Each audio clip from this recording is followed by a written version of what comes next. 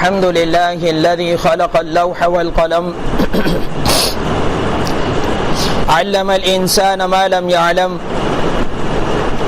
والصلاة والسلام على رسوله الذي أرسل إلى العرب والعجم وعلى آله وصحبه الذين هم بحور العلوم والحكم أما بعد فأعوذ بالله من الشيطان الرجيم بسم الله الرحمن الرحيم ضرب الله مثلا قرية كانت آمنة مطمئنة يأتيها رزقها رغدا من كل مكان فكفرت بأنعم الله فأذاقها الله لباس الجوع والخوف بما كانوا يصنعون وقال الله تبارك وتعالى في مقام آخر ظهر الفساد في البر والبحر قال أبو بكر الصديق رضي الله تعالى عنه تحت هذه الآية البر هو اللسان والبحر هو القلب إن كان فسد اللسان بكى عليه الناس وإن كان فسد البحر يعني القلب بكى عليه الملائكة صدق الله العظيم. اللہ تبارک و تعالی اس آیت مبارکہ کے اندر مثال بیان کر رہے ہیں کہ ضرب اللہ مثلا قریۃ، کہ اللہ مثال بیان کرتا ہے ایک بستی والوں کی. بستی سے مراد اب پاکستان لے لیں کہ ضرب اللہ مثلا قریۃ ای پاکستان، کہ اللہ مثال بیان کرتا ہے پاکستان والوں کی کہ کانت آمنۃ مطمئنۃ، کہ پاکستان والے ایمان لے کر آئے اللہ تعالیٰ پر اور اپنے ایمان پر مطمئن ہو گئے. کانت آمنۃ مطمئنۃ، ایمان لے کر آئے اور ایمان لانے کے بعد اپنے ایمان پر مطمئن ہو گئے. یأتیہا رزقہا رغدا من کل مکان، اللہ تعالیٰ نے اس ایمان کے سبب، اس ایمان کی بدولت انہیں ہر اعتبار سے رزق سے نوازا، ہر اعتبار سے انہیں مالا مال کیا، کسی اعتبار سے ان کو کسی کا محتاج نہیں کیا.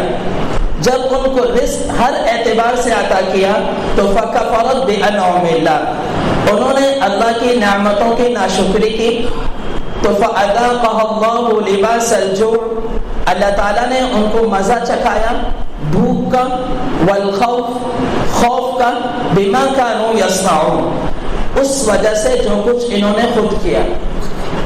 یہ آیت ہے جو اللہ تعالیٰ مجھے اور آپ کو سمجھا رہے ہیں. میں اس کے ساتھ ایک حدیث جوڑتا ہوں، پھر یہ آیت واضح طور پر سمجھ میں آئے گی کہ اللہ تعالیٰ اور رسول اللہ صلی اللہ علیہ وسلم مجھ سے اور آپ کو اس آیت میں اور حدیث مبارکہ میں کیا پیغام دینا چاہتے ہیں اور مجھے اور آپ کو کیا سمجھانا چاہتے ہیں. تو اللہ تعالیٰ فرماتے ہیں کہ ضرب اللہ مثلا قریۃ ای پاکستان، کہ اللہ مثال بیان کرتا ہے پاکستان والوں کی کہ کانت آمنۃ مطمئنۃ، کہ وہ پاکستان والے اللہ تعالیٰ پر ایمان لے کر آئے، اپنے ایمان پر مطمئن ہو گئے. جب اپنے ایمان پر مطمئن ہو گئے تو یأتیہا رزقہا رغدا من کل مکان، اللہ تعالیٰ نے ہر اعتبار سے انہیں نوازا، زمین کے اعتبار سے ان کو نوازا، پانی کے اعتبار سے ان کو نوازا، خام مال کے اعتبار سے ان کو نوازا. معدنیات پاکستان کے پاس اپنی، گیس اپنی، خام مال اپنا، سونا اپنا، ہر چیز پاکستان کے پاس اپنی ہے.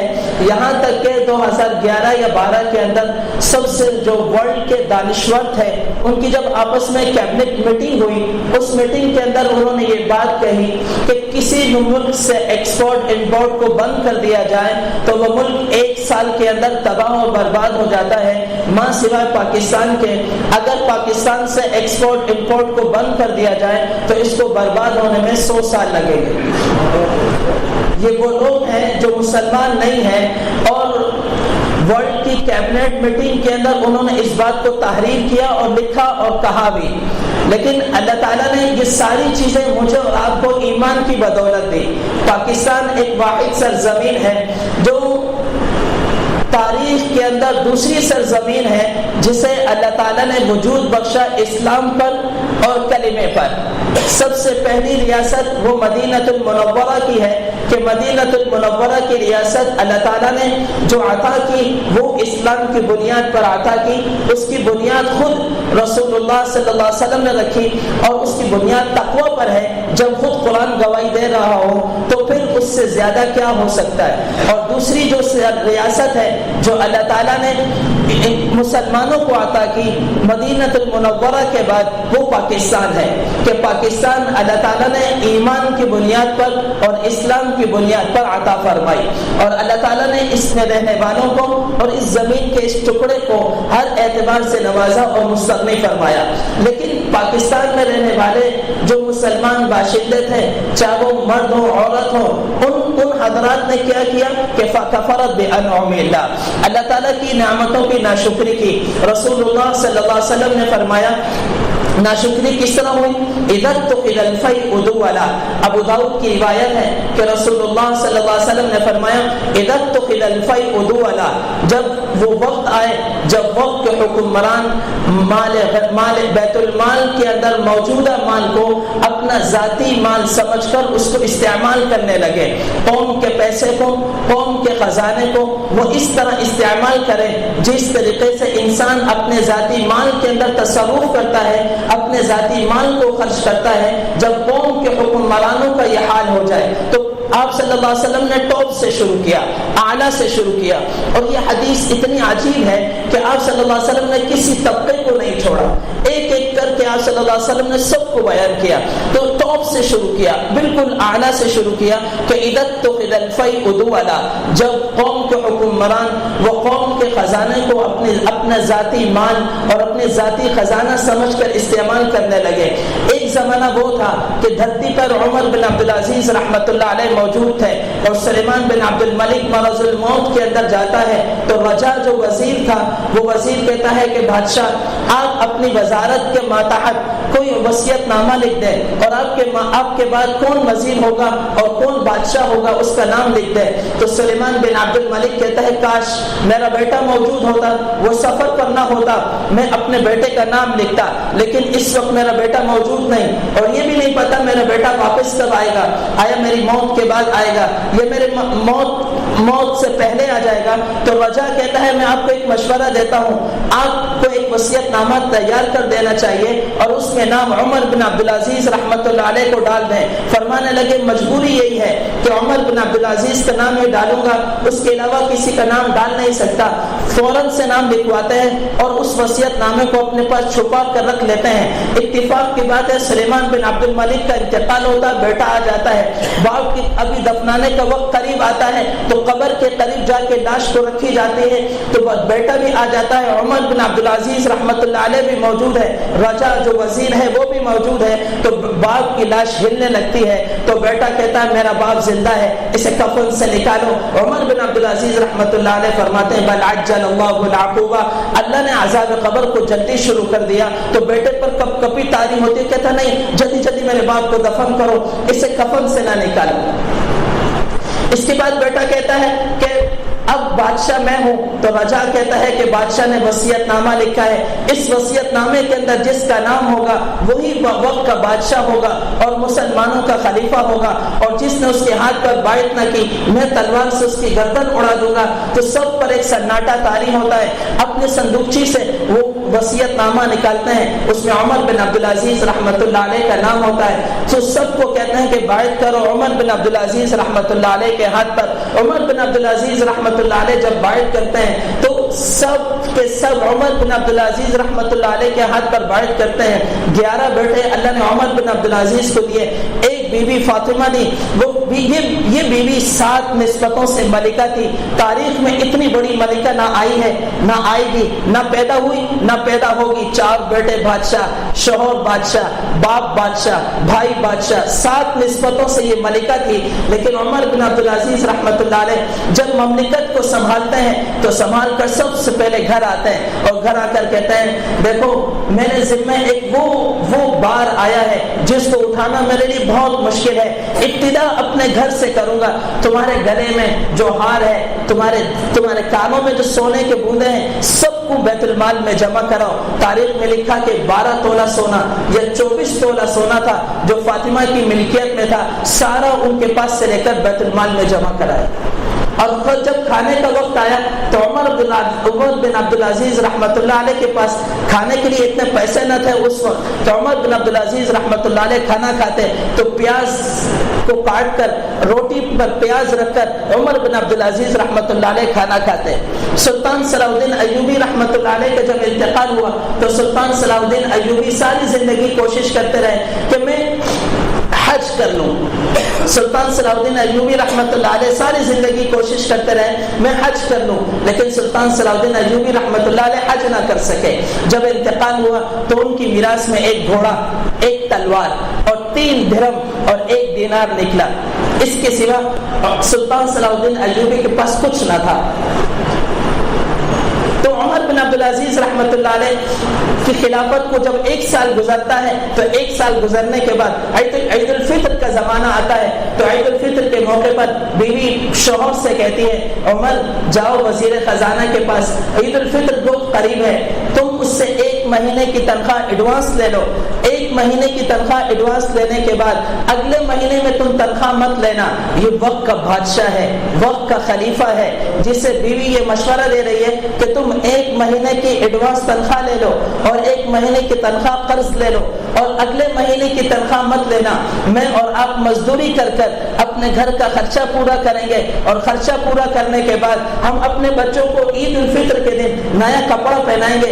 عمر بن عبدالعزیز رحمۃ اللہ علیہ کو یہ مشورہ بہت پسند آتا ہے۔ رجا کے پاس آتے ہیں تو رجا کو کہتے ہیں رجا 1 مہینے کی تنخواہ ایڈوانس میں دے دو، قرضے کے طور پر دے دو۔ تو رجا کہتا ہے پھر کیا ہوگا، کہا اگلے مہینے کی تنخواہ نہیں لوں گا۔ تو وہ کاپی پینسل آگے کرتے ہیں، کہتے ہیں یہ لکھ کر دے دو کہ آپ 1 مہینے کے لیے زندہ رہیں گے، میں آپ کو 1 مہینے کی تنخواہ دے دیتا ہوں۔ عمر بن عبدالعزیز رحمۃ اللہ علیہ فرماتے ہیں کہ میں یہ لکھ کر نہیں دے سکتا کہ میں 1 مہینے کے لیے زندہ رہ سکتا ہوں، تو فرمایا میں آپ کو 1 مہینے کی تنخواہ ایڈوانس بھی نہیں دے سکتا۔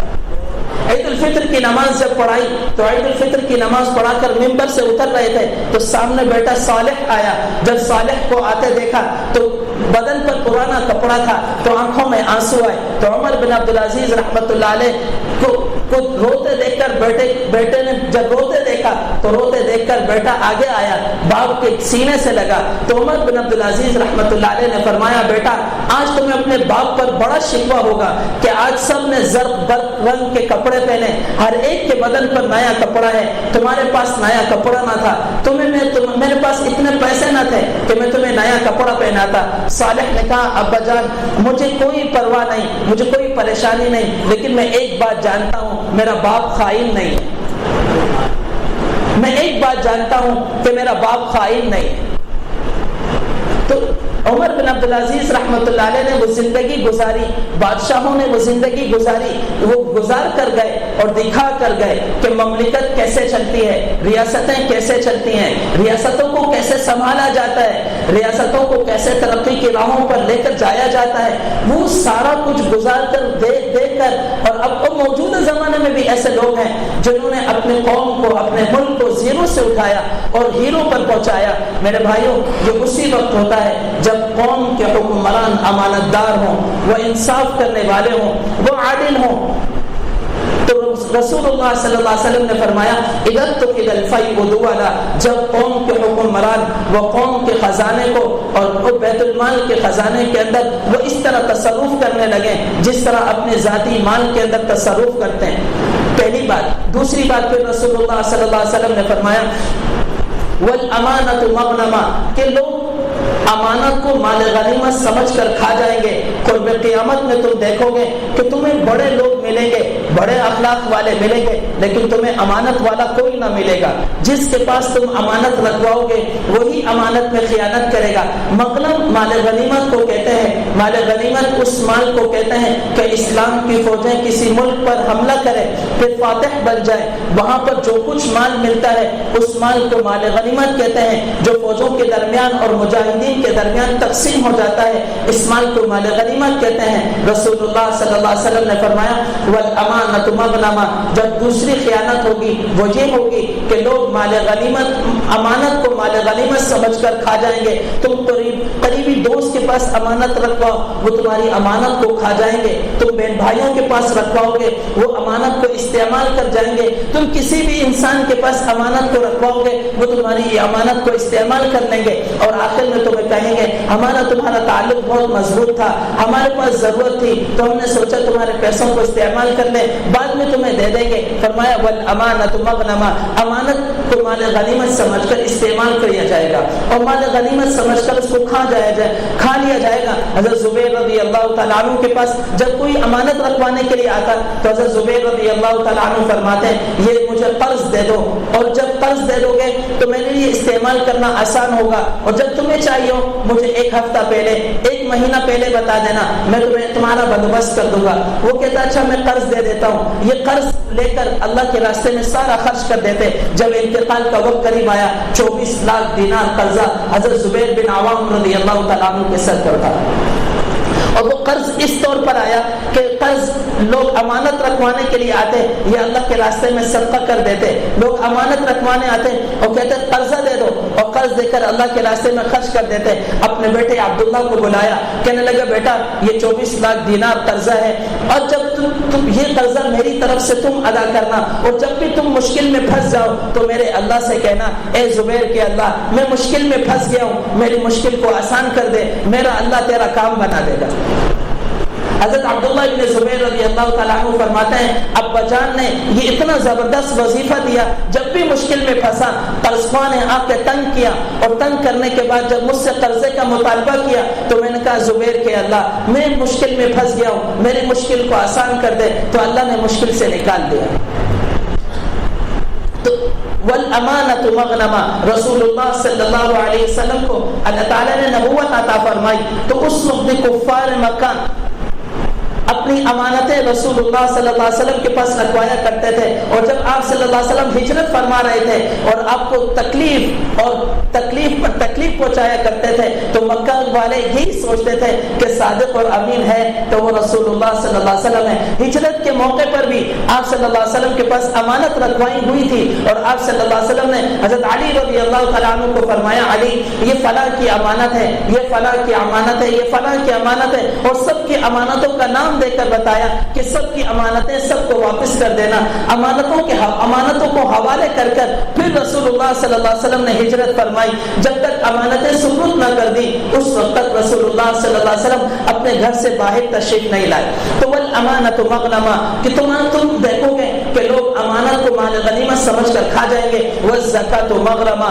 لوگ زکات ادا نہیں کریں گے، زکات کو ٹیکس سمجھیں گے، مالدار لوگ زکات ادا نہیں کریں گے، اور مالدار لوگ جب زکات ادا نہیں کریں گے تو زکات ادا کرنے کے لیے وہ طرح طرح کے ہیلے اور بہانے بنائیں گے۔ جب زکات ادا کرنے کا وقت آئے گا اور سال پورا ہونے کا وقت آئے گا، اور سال پورا ہونے میں جب تھوڑا سا وقت باقی ہوگا تو اپنی ملکیت کو ٹرانسفر کر دیں گے دوسری ملکیت کی طرف تاکہ زکات ادا نہ ہو، تو فرمائے کہ وہ زکات مغرمہ لوگ زکات کو ٹیکس سمجھیں گے۔ جب مالدار لوگ زکات ادا نہ کریں گے تو رحمت کی بارشیں نہیں ہوں گی، جب مالدار لوگ زکات ادا نہ کریں گے تو غریب کی بیٹی کی عزت نیلام ہوگی۔ کفل کے پاس ایک عورت آئی، ایک نوجوان لڑکی آئی اور اس نے آ کر پیسوں کا تقاضا کیا۔ رسول اللہ صلی اللہ علیہ وسلم نے فرمایا کفل ہر رات عیاشی کرتا اور اللہ تعالیٰ نے اسے بے حساب روزی دی، بے حساب مال و دولت دیا اور ساری راتیں وہ عیاشی میں گزارتا۔ ایک رات ایک نوجوان لڑکی اس کے پاس آئی اور اس نے پیسوں کا تقاضا کیا۔ جب پیسوں کا تقاضا کیا تو اس نے 60 دینار اس کے سامنے رکھے اور کہا کہ یا میری خواہش کو پورا کر دو اور یہ 60 دینار لے لو۔ وہ خواہش کو پورا کرنے کے لیے تیار ہو گئی۔ جب وہ کفل قریب آیا تو کفل کو کہنے لگا اتق اللہ انی اخاف اللہ رب العالمین، تم اللہ سے ڈرو، میں اللہ سے ڈرتی ہوں، مجھے فخر نے یہاں تک پہنچایا ہے، مجھے غربت نے یہاں تک پہنچایا ہے، میں پیشہ ور لڑکی نہیں۔ کفل نے کہا تجھے تیری عزت مبارک، تجھے یہ پیسہ مبارک، تو واپس یہاں سے چلی جا، اور کفل نے دروازہ بند کر دیا۔ ساری زندگی جس نے گناہوں میں گزاری، لت پت گزاری، آخری رات ہے اور اس رات کے اندر وہ لڑکی کو واپس کرتا ہے، اس نے کس انداز میں اللہ سے توبہ کی ہوگی کہ صبح اللہ اس کے دروازے پر لکھتا ہے قد غفر اللہ الکفل، اللہ نور کی سطروں سے لکھتا ہے کہ اللہ نے کفل کو معاف کر دیا۔ کس انداز سے اس نے توبہ کی ہوگی، کس طرح اللہ کے سامنے گڑ گڑایا ہوگا کہ یا اللہ غلطی ہو گئی معاف کر دے، اور وہی اس کی آخری رات توبہ، اور توبہ کے بعد وہی اس کی زندگی کی آخری رات۔ والزکاۃ مغرمہ، زکوٰۃ ادا نہیں کریں گے، زکوٰۃ کو لوگ ٹیکس سمجھیں گے اور زکوٰۃ سے بچنے کے لیے طرح طرح کے ہیلے اور بہانے بنائیں گے، اور زکوٰۃ جب ادا نہ کریں گے تو غریب کی بیٹی کی عزت نیلام ہوگی۔ وہ رانا صاحب، چودھری صاحب، ملک صاحب، ڈپٹی ڈائریکٹر، منسٹر، ان کی بستروں کی زینت بنے گی، اور غریب کی بیٹی وہ گھنگرو پہن کر اسٹیج پر ناچے گی، اور آدم کا بیٹا اسے دیکھ کر ہنسے گا اور کہے گا کیا ہے، کیا زبردست ہے۔ ایک وہ زمانہ تھا کہ قادسیہ کی لڑائی تھی، اور قادسیہ کی لڑائی میں عمرو بن عاص رضی اللہ تعالیٰ عنہ سپہ سالار تھے، خالد بن ولید رضی اللہ تعالیٰ عنہ ساتھ لڑ رہے تھے۔ جب قادسیہ کے بادشاہ کو قتل کیا، قادسیہ کے بادشاہ کو قتل کرنے کے بعد اس کی بیوی کو باندی بنایا گیا، تو خالد بن ولید رضی اللہ تعالیٰ عنہ تشریف لائے تو پوچھا یہ لڑکی کون ہے؟ کہا قادسیہ کے بادشاہ کی بیوی ہے، ہم نے اسے باندی بنایا۔ کہا نہیں، اسے باندی نہیں بناؤ، اس کے لیے خیمہ لگاؤ، اس کے لیے خیمہ لگایا۔ پھر خالد بن ولید رضی اللہ تعالیٰ عنہ نے فرمایا اس کی نوکرانیوں کو اس کے حوالے کرو، اس کی نوکرانیوں کو حوالے کیا۔ پھر 400 صحابہ تابعین کا دستہ بنایا اور انطاکیہ قیصر روم کے پاس اس بچی کو بھیجا کہ انطاکیہ قیصر روم کی بیٹی وہ تھی، اور فرمایا ہم بیٹی کی عزت کس طرح کرتے ہیں۔ جب انطاکیہ کے اندر وہ نوجوان لڑکی داخل ہو رہی تھی، باپ قیصر روم نے جب انطاکیہ میں اپنی بیٹی کو داخل ہوتے دیکھا، اور مسلمانوں کا لشکر جو 400 صحابہ مقدس تابعین کا دستہ تھا، اور اس لڑکی کی حفاظت کرنے کے لیے، کافر لڑکی کی حفاظت کرنے کے لیے کافر بادشاہ باپ قیصر روم، رومن امپائر کا بادشاہ، اس کی بیٹی قادسیہ کے بادشاہ کی بیوی، اس کی حفاظت کے لیے مقدس ترین 400 صحابہ و تابعین کا دستہ خالد بن ولید رضی اللہ تعالیٰ عنہ نے بنایا، اور بنا کر ان کی حفاظت میں انطاکیہ بھیجا۔ اور جو آج ترکی میں موجود ہے، جب انطاکیہ میں بیٹی داخل ہوئی، قیصر روم کی نظر اپنی بیٹی پر پڑی تو سینے سے لگایا، سینے سے لگانے کے بعد کہنے لگے بتاؤ مسلمانوں کے امیر نے تمہارے ساتھ کیا معاملہ کیا؟ کہا ابا جان دیکھتے نہیں، مقدس ترین 400 گھڑ سوار میرے ساتھ بھیجے جو میری حفاظت کے لیے تھے۔ تو انطاکیہ کا بادشاہ کہنے لگا خدا کی قسم اگر وہ اس اخلاق کے مالک ہے عن قریب اس سرزمین کے مالک بنیں گے۔ 6 مہینے میں خالد بن ولید رضی اللہ تعالیٰ عنہ نے انطاکیہ کو فتح کیا، اور انطاکیہ کے اوپر اسلام کا جھنڈا لہرایا کہ وہ زکات مغرمہ، جب مالدار لوگ زکات ادا نہیں کریں گے، وَتُعَلِّمَ لِغَيْرِ الدِّينِ، دین کا علم حاصل کیا جائے گا لیکن اللہ کی رضا کے لیے حاصل نہیں کیا جائے گا، جاہ و جلال کے لیے حاصل کیا جائے گا، بڑے بڑے القابات کے لیے حاصل کیا جائے گا، دنیاوی مقاصد کو حاصل کرنے کے لیے کیا جائے گا، مالداروں کے جیبوں سے پیسہ نکالنے کے لیے دین کا علم حاصل کیا جائے گا۔ وَتُعَلِّمَ لِغَيْرِ الدِّينِ، قتیبہ بن بکار رحمۃ اللہ علیہ کے درس میں وقت کا بادشاہ آ کر بیٹھا کرتا تھا، اور وقت کا بادشاہ آتا اور قتیبہ بن بکار رحمت اللہ علیہ کے درس کو سنتا، اور درس کو سننے کے بعد وہ چلا جاتا۔ 18 سال تک وہ قتیبہ بن بکار رحمت اللہ علیہ کے درس میں آیا، اور آتا اور درس سنتا اور چلا جاتا۔ ہر سال 1000 دینار قتیبہ بن بکار رحمت اللہ علیہ کو ہدیہ دیتا۔ 1000 دینار کی قیمت موجودہ 8 کروڑ روپے بنتی ہے۔ قتیبہ بن بکار رحمت اللہ علیہ اس کے آنے سے متاثر نہ ہوتے اور درس دیتے، اور درس دینے کے بعد اپنے گھر تشریف لے جاتے۔ سال ختم ہوتا وہ 1000 دینار اپنے خزانے سے نکالتا اور قتیبہ بن بکار کے گھر پہنچا دیتا۔ 18 سال کے بعد ایک غلط مسئلے پر سائن کرانے کے لیے بادشاہ اپنے مملکت کے ساتھ آیا، اپنے وزیر اور فوجیوں کے ساتھ آیا۔ قتیبہ بن بکار رحمت اللہ علیہ کو کہنے لگا اس مسئلے پر سائن کرو۔ قتیبہ بن بکار رحمت اللہ علیہ نے مسئلے کو پڑھا، مسئلے کو پڑھنے کے بعد فرمایا یہ تو شرعاً جائز نہیں، میں اس پر سائن کیسے کروں؟ تو بادشاہ نے کہا 18,000 دینار واپس کرو یا سائن کرو۔ قتیبہ بن بکار رحمت اللہ علیہ کو بادشاہ نے کہا 18,000 دینار واپس کرو یا پھر سائن کرو۔ وہ سمجھے کوئی بھوکا مولوی ہوگا، کھا گیا ہوگا، بھوکا مولوی ہوگا، کھا گیا ہوگا، اس کے پاس کہاں آیا 18,000 دینار. پھر 18 سال گزر گئے. قتیبہ بن بکار رحمۃ اللہ علیہ اپنی مسجد سے اٹھے اور گھر تشریف لے گئے. وہ 18 کی 18 تھیلیاں جو وقت کے بادشاہ نے دی تھی لا کر بادشاہ کے قدموں میں رکھی. کہا میرے ایمان کی قیمت یہ 18,000 دینار لگائے, میرے ایمان کی قیمت یہ 18,000 دینار لگائے. قتیبہ بن بکار کے اس عمل کو دیکھ کر بادشاہ حیران رہ گیا کہ وہ گرا بھی قتیبہ بن بکار نے نہیں کھولی تھی جو بادشاہ نے اپنے ہاتھ سے لگائی تھی. تو بتعلم لغیر الدین, دین کا علم حاصل کیا جائے گا. لیکن جاہ و جلال کے لیے نظام الملک کا زمانہ تھا. نظام الملک وقت کا بادشاہ تھا, نیک اور صالح بادشاہ تھا, علماء کی بہت زیادہ قدر کیا کرتا تھا. نظام الملک اپنے ماتحت ایک مدرسہ چلایا کرتا تھا جس کا سالانہ خرچ 10,000 دینار تھے. سالانہ خرچ 10,000 دینار تھے. اور نظام الملک نے ایک دن سوچا کہ اتنا بڑا مدرسہ چلا رہا ہوں, اس میں علماء, فقہا, علم معقول پڑھانے والے, علم منقول پڑھانے والے بہت لوگ ہیں. میں پوچھوں تو صحیح, پڑھنے والے کیوں پڑھ رہے ہیں, پڑھانے والے کیوں پڑھا رہے ہیں.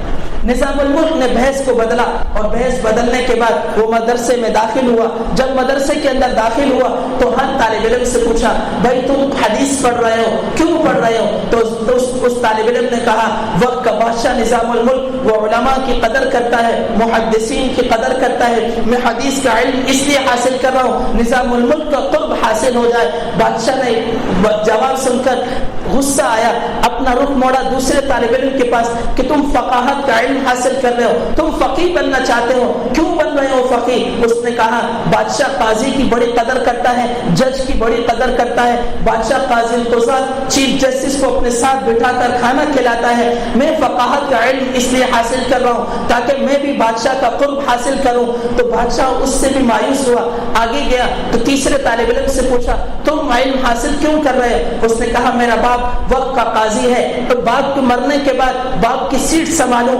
تاکہ یہ علم حاصل کر اسی وقت حاصل کروں گا جب باپ کی سیٹ اس وقت سنبھالوں گا جب یہ علم حاصل کروں گا.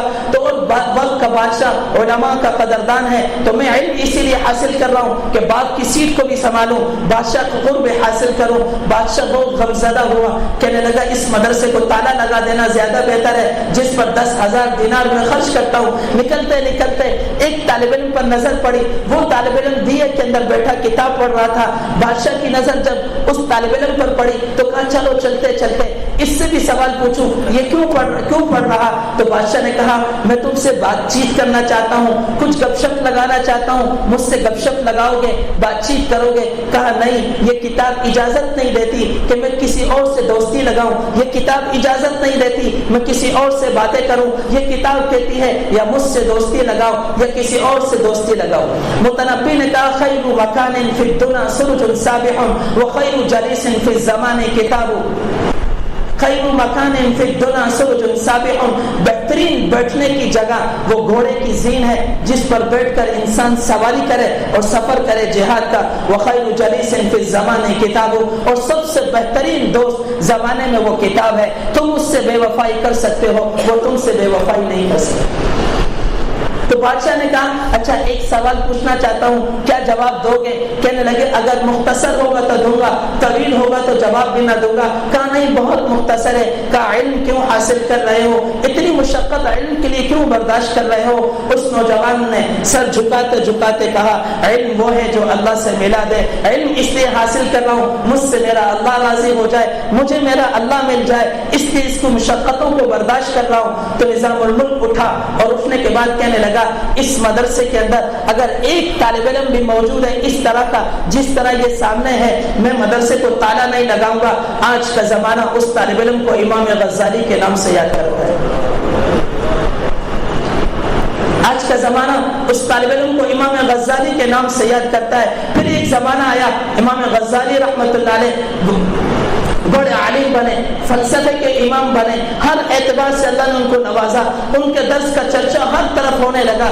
پھر بڑا بھائی تھا, بڑے بھائی کو اللہ نے معرفت سے نوازا. وہ معرفت کا سمندر پی کر ڈکار بھی نہیں ماری, تو عجیب بات تھی. امام غزالی رحمۃ اللہ علیہ نماز پڑھاتے تو بڑا بھائی پیچھے نماز نہ پڑھتا. لوگ کہتے ہیں غزالی تو اتنا بڑا عالم ہے, اتنا بڑا فلسفی ہے, اتنا بڑا فقیہ ہے, اور تیرے پیچھے تیرا بھائی نماز نہیں پڑھتا. تو خود نہیں کہا بھائی کو, بے ادبی نہیں کی, ماں کے پاس گیا. ماں کی کیا تربیت تھی, ماں کی کیا معرفت تھی, ماں کی کیا سوچ تھی. اس فیصلے سے پتہ چلتا ہے ہمیں ایسی ماں کی ضرورت ہے. ماں کے پاس گیا. ماں کے پاس جانے کے بعد کہنے لگے اما جان میرے درس میں دور دراز سے لوگ آتے ہیں, میرے شاگرد دور دراز سے آ کر مجھ سے علم حاصل کرتے ہیں, بھائی میرے پیچھے نماز نہیں پڑھتا, آپ نصیحت فرما دیں, بھائی میرے پیچھے نماز پڑھ لے.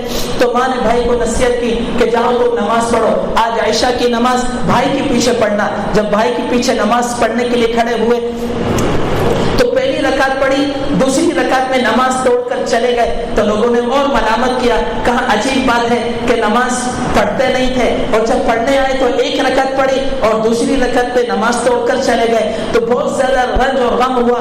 پھر ماں کے پاس گئے, کہا اما جان بھائی نے تو آج رسوا کر دیا کہ پہلے تو نماز پڑھنے نہیں آتے تھے اور جب آئے تو ایک رکعت پڑھائی اور اس کے بعد چلے گئے. ماں کو غصہ نہیں آیا, بھائی کو بھی بلایا, غزالی کو بھی بلایا.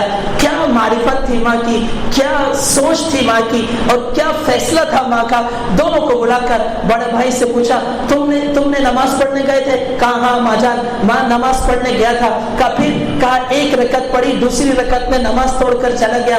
کہا غزالی نے یہی شکایت تمہاری کی ہے کہ تم پہلی رکعت میں ساتھ تھے اور دوسری رکعت میں نماز توڑ کر چلے گئے. تو ماں نے پوچھا تم نماز توڑ کر کیوں گئے؟ کہا اما جان نماز اس لیے توڑی کہ جب پہلی رکعت اس نے پڑھائی اس کا تعلق اللہ کے ساتھ تھا, دوسری رکعت میں اس کا تعلق اللہ کے ساتھ نہ تھا, یہ حیض اور نفاس کے مسائل کو سوچ رہا تھا. ماں متوجہ ہوئی غزالی کی طرف اور غزالی کو کہنے لگی غزالی بیٹا بھائی سچ کہہ رہا ہے؟ کہا ہاں ماں جان, کیونکہ مغرب کے بعد میں حیض اور نفاس کے مسائل کا مطالعہ کر رہا تھا, عشاء کے بعد طلبوں کو پڑھانا تھا, اور اتفاقاً پہلی رکعت میں میرا تعلق اللہ کے ساتھ تھا, دوسری رکعت میں مسائل کی طرف میرا ذہن چلا گیا اور اسی میں الجھ گیا. تو ماں نے کہا تم دونوں میرے کام کے نہیں. ماں نے کہا تم دونوں میرے کام کے نہیں. تو بڑا بھائی کہنے لگا میری کیا غلطی ہے, اس کا تعلق اللہ کے ساتھ نہ تھا, میں ایسے شخص کے پیچھے نماز کیوں پڑھوں جس کا تعلق اللہ کے ساتھ نہ ہو. تو ماں نے کہا پیچھے کھڑا ہوا شخص آگے والے کے دل کو جھانک رہا تھا کہ اس کا تعلق اللہ کے ساتھ ہے یا نہیں. آگے کھڑا ہونے والا شخص حیض و نفاس کے مسائل کو سوچ رہا تھا. دونوں میں سے کسی کا تعلق اللہ کے ساتھ نہیں, دونوں میں سے کسی کا تعلق اللہ کے ساتھ نہیں. تو وَتُعَلِّمَ لِغَيْرِ الدِّينِ کہ علم حاصل کیا جائے گا دین کا, لیکن وہ اللہ کو راضی کرنے کے لیے نہیں, وہ دنیا کے مفاد کے لیے کیا جائے گا. نبی اکرم صلی اللہ علیہ وسلم نے فرمایا تم دیکھو گے قرب قیامت میں ایسے علماء پیدا ہوں گے کہ ان کی زبان ایسی ہوگی جیسے انبیاء کی ہوگی, ان کے افعال ایسے ہوں گے جیسے فرعونوں کے ہوتے ہیں, اور ان کے دل ایسے ہوں گے جیسے بھیڑیے کے ہوں گے, اور آسمان کے نیچے سب سے بدترین مخلوق ہوگی. سلطان الاولیاء شیخ عبد القادر جیلانی رحمۃ اللہ علیہ نے فرمایا انما یخشی اللہ من عباده العلماء. اس آیت کے تحت وہ عالم داخل ہے جس کے دل میں اللہ کا خوف ہے, جس کے دل میں اللہ کا خوف نہیں وہ اس آیت کا مصداق نہیں, وہ اس آیت کے تحت داخل ہی نہیں. تو پھر سوال کیا گیا حضرت اگر اس کے دل میں اللہ کا خوف نہیں, وہ اللہ سے ڈرتا نہیں, جلوت اور خلوت اس کی ایک جیسی نہیں, وہ گناہوں میں مبتلا ہے اور اس آیت کا وہ مصداق نہیں, تو پھر کس آیت کا مصداق ہے؟ تو فرمایا لم تقولون ما لا تفعلون کا مصداق ہے وہ مثل الذین حملوا التوراة ثم لم يحملوها كمثل الحمار يحمل اسفارا کا مصداق ہے. فرمایا ان دو آیتوں کا مصداق ہے, نہ کہ وہ اس کا مصداق ہے کہ انما یخشی اللہ من عباد العلماء کے تحت وہ داخل ہو.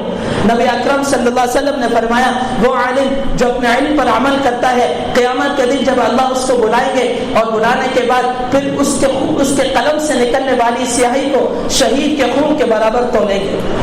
عالم بعمل کے قلم کی سیاہی کو اللہ تعالیٰ شہید کے خون کے برابر تولیں گے. شہید اپنی جان اللہ کے راستے میں دیتا ہے اور جان دے کر وہ قربانی دیتا ہے. جہاں عالم اپنے قلم سے لکھتا ہے اس کے قلم سے نکلنے والی سیاہی، اور وہ شہید جس کی شہادت اللہ کے نزدیک قبول ہے، جس کی شہادت اللہ کے نزدیک مقبول ہے، اس کا خون اور اس قلم سے نکلنے والی سیاہی، اللہ ان دونوں کو ایک ساتھ تولے گا، ان کو ایک ساتھ برابر رکھے گا. تو فرمایا وَتُعَلِّمَ لِغَيْرِ الدِّينِ کہ دین کا علم حاصل کیا جائے گا، لیکن اللہ کو راضی کرنے کے لیے نہیں کیا جائے گا، بلکہ دنیا کے مفادات اور دنیا کے مقاصد کو حاصل کرنے کے لیے انسان دین کا علم حاصل کرے گا. اور پھر فرمایا ادنا صدیقہ اقصى اباہ، انسان دوست کو گلے لگائے گا، باپ کو دھکا دے گا. تم وہ زمانہ دیکھو گے کہ ایسا زمانہ آئے گا کہ ادنا صدیقہ اقصى اباہ، انسان دوست کے قریب ہوگا، وہ چاہے گا میرا دوست مجھ سے جدا نہ ہو، میں اپنے دوست کے ساتھ بیٹھا رہوں، گپ شپ لگاتا رہوں، اپنے دوستوں کے ساتھ بیٹھ کر ہنسی مذاق کروں، لیکن باپ کو دینے کے لیے اس کے پاس 5 منٹ نہیں ہوں گے. اقصى اباہ، اپنے باپ سے کنارہ کش کا ہوگا، اپنے باپ سے وہ اپنے باپ کو دھکا دے گا، اپنے باپ کے پاس بیٹھنے کے لیے محبت کے 2 بول نہ ہوں گے کہ وہ بیٹھ کر محبت کے 2 بول دیں. اور جب دوستوں کی مجلس میں وہ بیٹھے گا تو دوستوں کی مجلس میں بیٹھ کر وہ خوب گپ شپ لگائے گا، بہترین ہنسی مذاق کرے گا اور دوستوں کے دلوں کو جیتنے والا ہوگا، لیکن باپ کا دل کاٹنے والا ہوگا، باپ کا دل دکھانے والا ہوگا. ایک بیٹے نے جب باپ کو مارا تو اس بیٹے نے جب باپ کو مارا تو باپ نے عجب اشعار کہے کہ یا من عجبا ربیتہ طفلا فلقمتہ ببنانی فلما قال قافیۃ ہجانی فلما رام رامیۃ رمانی. عجب اشعار ہے. باپ بیٹے کو مخاطب کر کر کہنے لگا یا من عجبا ربیتہ طفلا فلقمتہ ببنانی. افسوس اس زمانے پر جس زمانے میں تو بالکل چھوٹا سا تھا. ربیتہ طفلا، تو بہت چھوٹا سا تھا، میں نے تربیت کی تھی تیری. فلقمتہ ببنانی، انگلی کو پوروں سے تجھے لقمے بنا بنا کر تیرے منہ میں ڈالتا تھا. فلما قال قافیۃ ہجانی، آج تو جب بولنے کے قابل ہوا تو تو نے سب سے پہلے بے عزتی میری کی. فلما رام رامیۃ رمانی، تیرے ہاتھ میں طاقت آئی تو اس کا مظہر سب سے پہلے میرا گال بن. حوادثات زمانہ سے میں لڑا اور حوادثات زمانہ سے لڑنے کے بعد تجھے پروان چڑھایا. حوادثات زمانہ نے میرے ہڈیوں کے رس کو چوسا اور زمانے نے تیرے اندر تیری ہڈیوں میں رس کو بھرا. زمانے نے میری ہڈیوں کے رس کو چوس چوس کر میری کمر کو جھکانا شروع کر دیا اور زمانے نے تیرے اندر رس کو بھرنے کے بعد تیری کمر کو سیدھا کرنا شروع کر دیا. وہ زمانہ آیا تو کڑیل جوان بنا، تیری کمر بالکل سیدھی ہو گئی اور تیرے ہر چیز میں طاقت تھی. زمانے نے میری ہر چیز سے طاقت کو چھین لیا، چوس لیا اور میری کمر جھکتی چلی گئی. اور پھر مجھے اس بات کا آسرا تھا کہ تو بڑھاپے میں میری وہ لاٹھی بنے گا جس سے میں سہارا لوں گا. بڑھاپے میں تو میرا وہ درخت بنے گا جس کے سائے میں آ کر سکون کا سانس لوں گا اور سکھ لوں گا. لیکن مجھے ایسا لگتا ہے میں نے کسی اجنبی کی پرورش کی تھی، لیکن تو میرے ساتھ ایسا سلوک کرتا جو ایک پڑوسی کے ساتھ کرتا ہے یا ایک اجنبی مسافر کے ساتھ کرتا ہے. لیکن عجب بات یہ ہے تو نے میرے ساتھ نہ اجنبی مسافروں والا سلوک کیا.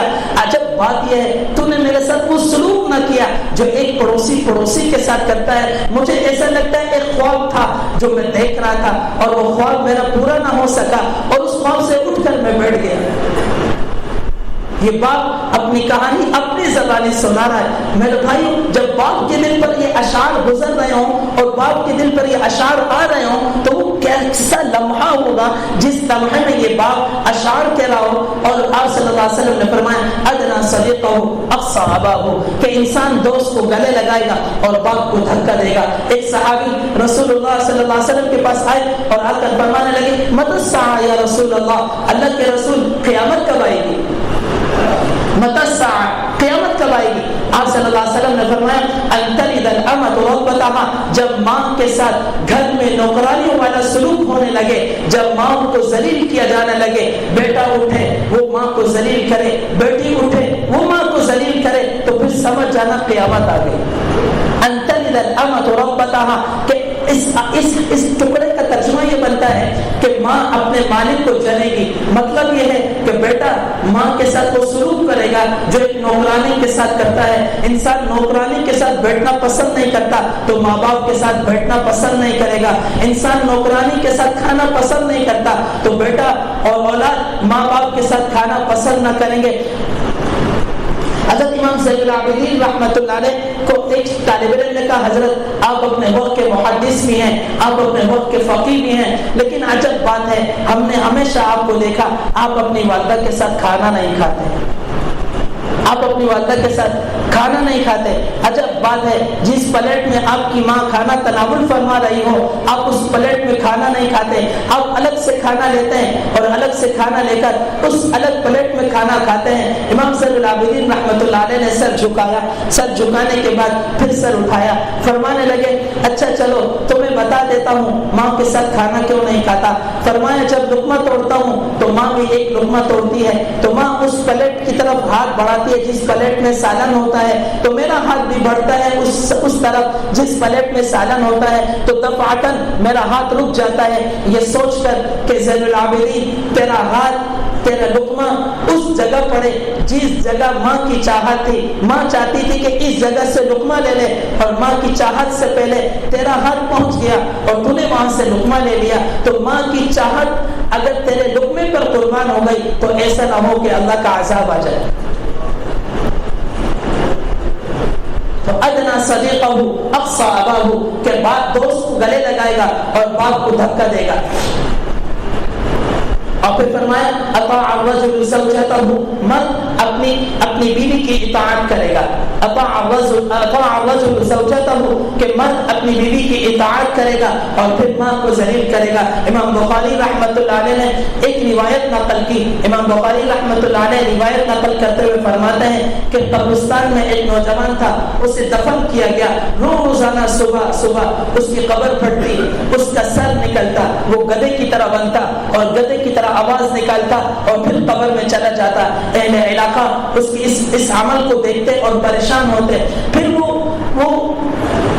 اس کے گھر والوں کے پاس گیا اور جا کر پوچھا اس کا کیا عمل تھا کہ اللہ نے اس کے لیے اتنی بڑی سزا کو مقرر کیا کہ روزانہ اس کی قبر پھٹتی ہے اور اس کا سر گدھے کا بنتا ہے، پھر گدھے کی طرح آواز نکالتا ہے، پھر قبر کے اندر یہ چلا جاتا ہے۔ راوی بھی امام بخاری ہے جس کو ہم ضعیف قرار نہیں دے سکتے۔ پھر جب اتنا بڑا راوی ہے تو ماں کہنے لگی یہ جب بھی صبح اٹھتا تھا میں اس کی بیوی کو کام کاج کا کہتی تھی تو یہ مجھے کہتا تھا گدھے کی طرح مت بھونک، گدھے کی طرح بھونکتی ہے، تو اللہ نے اس پر یہ عذاب کو مسلط کیا۔ اطاع الرجل زوجته کہ مرد اپنی بیوی کی اطاعت کرے گا۔ میرے بھائیوں میاں بیوی کا رشتہ ایک عظیم رشتہ ہے، اللہ تعالیٰ نے اس رشتے کو بہت عظیم رشتہ بنایا ہے۔ میں اپنی ماں کا فرما بردار ہوں یا نافرمان ہوں یہ رشتہ کبھی نہیں ٹوٹے گا۔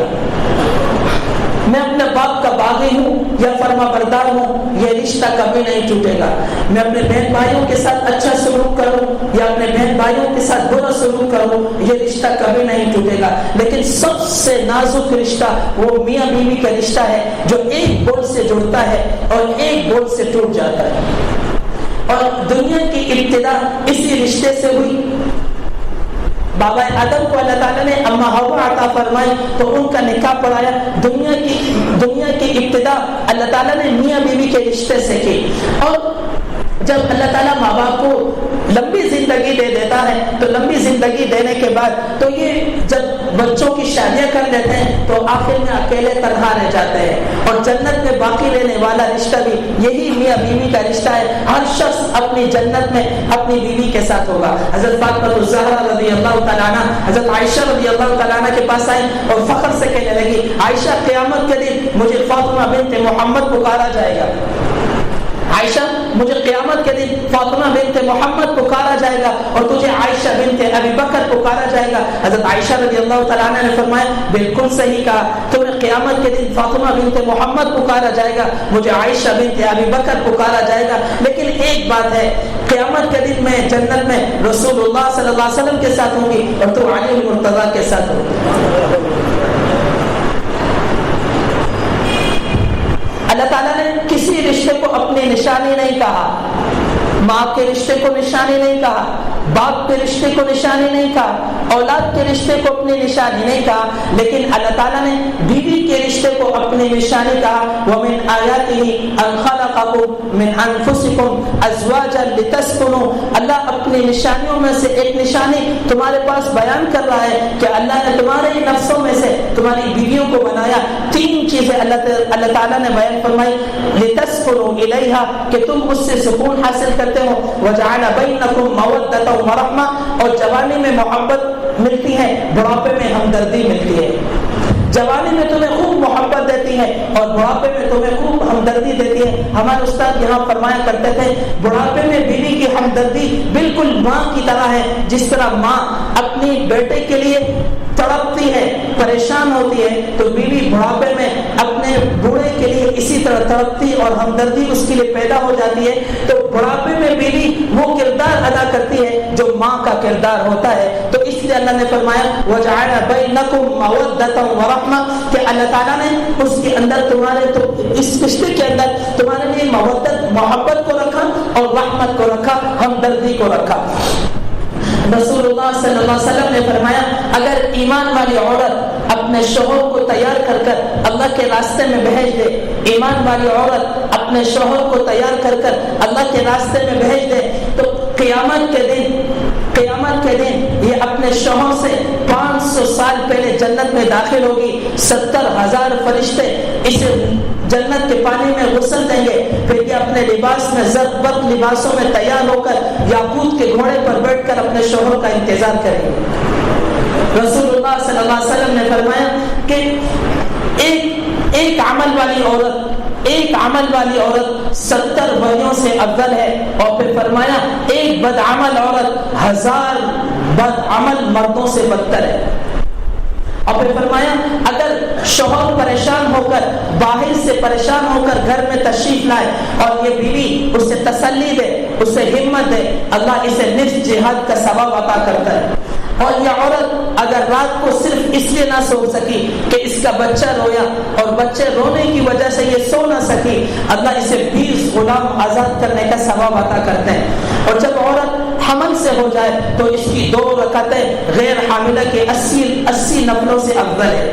اور پھر فرمایا یہ اپنے بچے کو ایک قطرہ دودھ پلاتی ہے, اللہ ہر قطرے کے بدلے اسے ایک نیکی اور اجر عطا فرماتے ہیں. پھر رسول اللہ صلی اللہ علیہ وسلم نے فرمایا کہ اگر عورت ایمان لے کر آئے, اللہ اور اس کے رسول یوم آخرت پر ایمان لے کر آئے, اپنے شوہر کی اطاعت کرے, 5 وقت کی نماز پڑھے, جنت کے 8 دروازوں میں سے جس سے چاہے وہ چلی جائے, 8 کے 8 دروازے اس کے لیے حلال ہے. اس عورت کے لیے اللہ تعالیٰ 8 کے 8 دروازے کھول دے گا, جس دروازے سے چاہے یہ عورت چلی جائے. یہ ایک عورت نبی اکرم صلی اللہ علیہ وسلم کے پاس آئی اور آ کر کہنے لگی اللہ کے رسول مجھ پر میرے شوہر کا کیا حق ہے.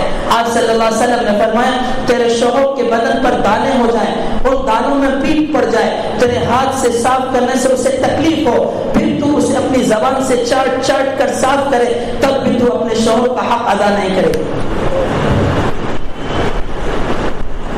تب بھی تم نے اپنے شوہر کا حق ادا نہ کیا.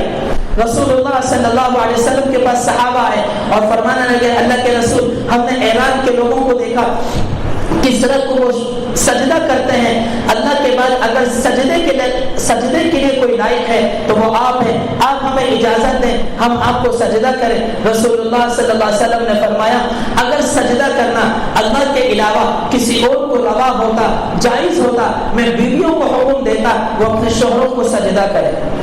رسول اللہ اب ہمارے معاشرے میں, ہمارے کلچر میں شوہر کو مجازی خدا کہتے ہیں, شوہر کو مجازی خدا کہتے ہیں. کبھی ہم نے اس نام پر غور کیا کہ اللہ تعالیٰ نے اتنا عظیم نام مرد کو دیا کہ وہ بیوی کے لیے مجازی خدا ہے, وہ مجازی خدا کیوں ہے؟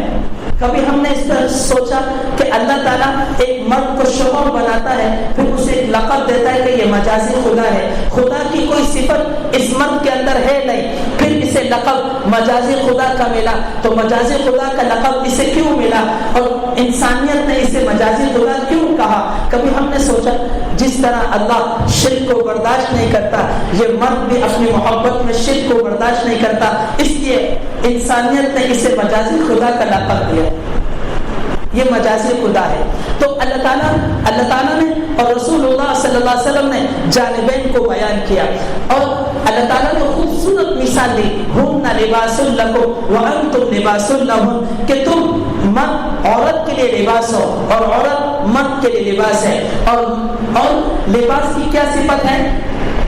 لباس کی دو صفت اللہ تعالیٰ نے قرآن میں بیان کی کہ ریشم و زینہ کہ یہ لباس انسان کے عیب کو چھپانے کا باعث ہے. انسان یہ لباس پہنتا ہے تو اس لیے پہنتا ہے کہ اس کے سارے عیب چھپ جائے.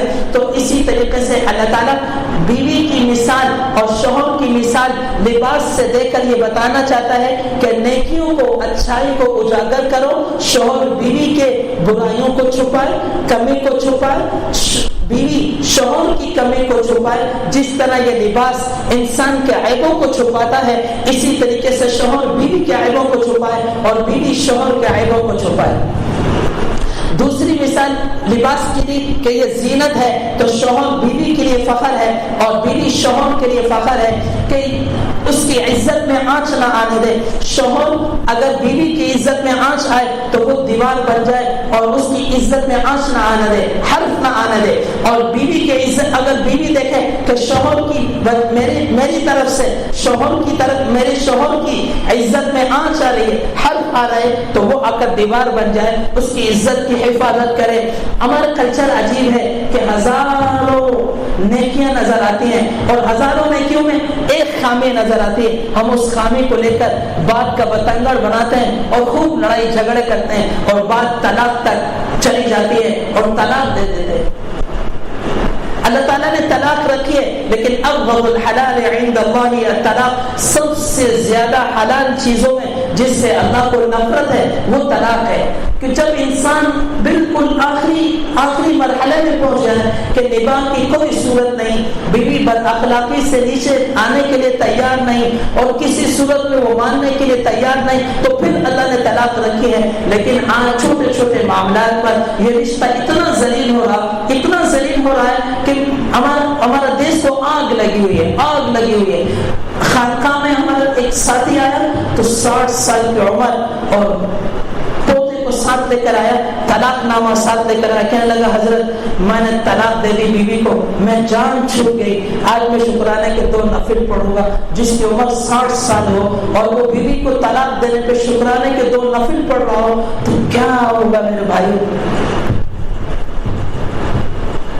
تو اللہ کے رسول صلی اللہ علیہ وسلم نے دونوں طرف سے حق کو بیان کیا. بیوی کے بھی حق کو بیان کیا, شوہر کے بھی حق کو بیان کیا. پھر اخلاق دیکھیں, یہاں روشنی ہے اس لائٹ سے روشنی ہے, یہاں اندھیرا اس لیے ہوگا اگر لائٹ چلی جائے تو یہاں اندھیرا ہوگا. گھر کے اندر روشنی میٹھے بول سے آتی ہے اور اندھیرا بد اخلاقی سے آتا ہے. اگر ایک غریب گھرانے میں لینے والا ہے اور چٹنی سے روٹی کھاتا ہے, اس کے پاس بیوی کے لیے محبت کے 2 بول ہے تو اس کا گھر کبھی برباد نہیں ہوگا. لیکن اگر وہ ڈیفنس میں رہنے والا ہے اور اس کا گھر فانوسوں سے جگمگا رہا ہے اور اس کے پاس میٹھے بول نہیں ہے تو اس گھر میں اندھیرا ہے, روشنی نہیں. نبی اکرم صلی اللہ علیہ وسلم کے اخلاق زندہ کرو, گھر کے اندر, معاشرتی زندگی کے اندر بھی, باہر کی زندگی کے اندر بھی, تو میرے بھائیو ہم ترقی کے اندر چلیں گے. اگر ہم نے نبی اکرم صلی اللہ علیہ وسلم کے اخلاق زندہ نہ کیے اور نبی علیہ السلام کی تعلیمات کو زندہ نہ کیا تو میرے بھائیو گھریلو زندگی بھی اندھیرے کی مانند ہے, باہر کی زندگی بھی اندھیرے کے مانند ہے, ملک کی زندگی بھی اندھیرے کے مانند ہے. یہ ایک حدیث تھی, طویل تو بہت زیادہ ہے لیکن اس کی کچھ چیدہ پوائنٹ اٹھا کر میں نے آپ کو بیان کیے. تو نبی اکرم صلی اللہ علیہ وسلم کی اس حدیث کو اس آیت کے ساتھ جوڑ دو. اب آیت آپ کو سمجھ میں آئے گی. میں آیت کا ترجمہ دوبارہ کرتا ہوں. ضرب اللہ مثلا قریۃ کانت آمنۃ, کہ اللہ مثال بیان کرتا ہے پاکستان والوں کی کہ پاکستان والے ایمان لے کر آئے, اپنے ایمان پر مطمئن ہو گئے. اللہ تعالیٰ نے رزق کے دروازے کھول دیے. جب رزق کے دروازے کھول دیے تو فکفرت بانعم اللہ, اللہ کی نعمتوں کی ناشکری ہوئی تو اللہ نے 2 سزائیں دی. فاذاقها الله لباس الجوع, اللہ تعالیٰ نے بھوک مسلط کر دی. پہلے صرف ابا جان کماتے تھے, بچے 10 ہوتے تھے, سب پیٹ بھر کے کھانا کھاتے تھے. اب گھر کے 10 افراد ہیں, 10 کے 10 کماتے ہیں, شوہر بھی کماتا ہے, ابا جان بھی کماتے ہیں, بیوی بھی کماتی ہے, پورا کسی کا نہیں ہوتا. भूख फ़अज़ाक़हा अल्लाहु लिबासल जूअ, भूख अल्लाह ने मुसल्लत कर दी, वल खौफ, और दुश्मन का खौफ मुसल्लत कर दिया कि फला हमला न कर दे, फला हमला न कर दे, हमारे मुल्क पर फला काबिज ना हो जाए, हमारे मुल्क पर फला काबिज ना हो जाए। तो फ़अज़ाक़हा अल्लाहु लिबासल जूअ वल खौफि बिमा कानू यस्नऊन। अबू बकर सिद्दीक़ रज़ियल्लाहु तआला अन्हु इस आयत के तहत फरमाते हैं ज़हरल फ़सादु फ़िल बर्रि वल बहर। बर और बहर का तर्जुमा मुफस्सिरीन ने लिखा है, बर खुश्की को कहते हैं, बहर समंदर को कहते हैं। खुश्की के ऊपर कोई फसाद हो, समंदर के अंदर कोई फसाद हो, इंसान के गुनाहों की वजह से होता है। अबू बकर सिद्दीक़ रज़ियल्लाहु तआला अन्हु ने बहुत खूबसूरत तफसीर फरमाई।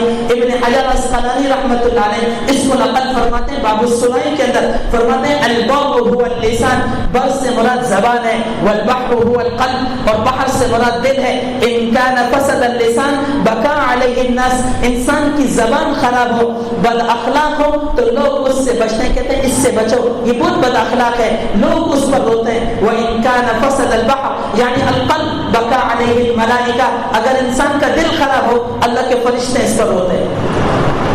कितने खूबसूरत तफसीर सैयदना अबू बकर सिद्दीक़ रज़ियल्लाहु तआला अन्हु ने फरमाई कि बर से मुराद ज़बान है और बहर से मुराद दिल है।